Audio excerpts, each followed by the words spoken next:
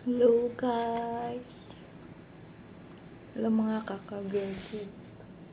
Hello mga ka-caregiver. Nakaka-vlog ako dito sa facility. Kain tayo. Dinner ko ngayon. Plus, ang oras ay... Ang oras? Saan ba ang relo ko? Makita yung relo ko. Alas 9. Nakita mo yung relo ko.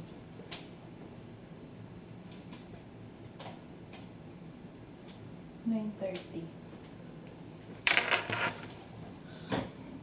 Pagod ako. Ang dami pa akong gawain. Hindi ko pa nagagawa mag-record. Hindi ko pa nagagawa. Kasi, yun pa lang ako kakain. Alas 9 na. Kain tayo. Maya nagsisensor. May CCR. Dami ko pang gagawin. Yung gawain ng usubang na magkano ng kusuri, gamot. Nagawin ko pa. Ito. Kumain muna ako kasi nagugutom na talaga ako. Hindi pa ako nakapaglinis sa mukha ko. Hihina na ako sa gutom. Kaya kain muna ako. Kasi kahit kumakain, break time ako. Magsisensor. Kailangan puntahan agad. Takbuhin.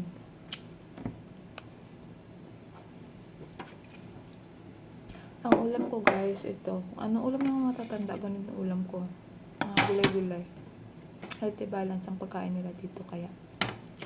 Ito ako nagchuchumo. Nag-order. Kada pasok ko. Kapag panggabi ako, panggabi din ang dating ng pagkain ko. Pag nikin, yung pang lunch din. Diba? Hassle kasi mag-prepare ng baon. Masarap din naman minsan. Minsan naman may hindi masarap.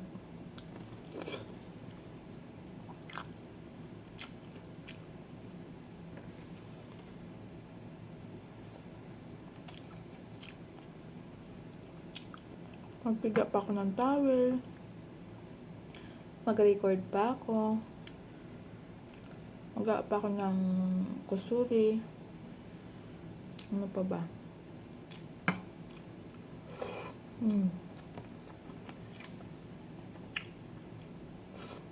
Kaya wala akong hima time. Bilis ng oras. Ba? Ano? Ano yung buhay ng caregiver, night shift. Kahit na natutulog sila, busy kapatid mo kasi may iba't ibang mga gawain dito. Maliliban sa may mag-sensor, CR mo. Siyempre, yung mga gawain pang iba dito. May time man, may bakanting time na pag nagawa ko na lahat. Cellphone na lang.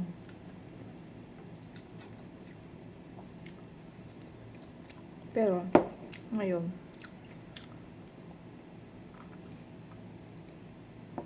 nagdadala akong reviewer, hindi ako makapag-review. Kasi lagi akong busy. Pero may dala ako, it means na magkaroon ako ng time ba. Dala akong reviewer.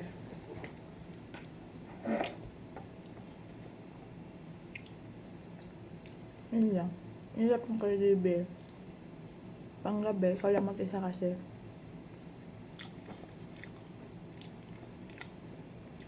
Magsabay-sabay ang sensor, nako. Takbo-takbo talaga. Wala naman momo.